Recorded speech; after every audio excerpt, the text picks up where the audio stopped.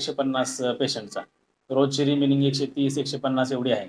एवढ्या प्रमाणात जास्त तिप्पट लोड असल्यामुळं त्या प्रमाणात बेड पेशंटला अवेलेबल होत नाहीत आणि सिस्टर आणि डॉक्टरांची पण संख्या कमी असल्यामुळं त्या प्रमाणात हे होत नाही.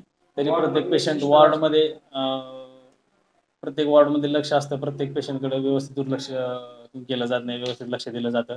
आणि काल रात्री 12 पेशंटची डिलिव्हरी झालेली, एक सीझर झालेलं आहे. सगळे पेशंट सुखरूप आहेत, कुठल्याही पेशंटला काही प्रॉब्लेम नाही आहे. याचा अर्थ सगळीकडे लक्ष व्यवस्थित दिलेले आहे.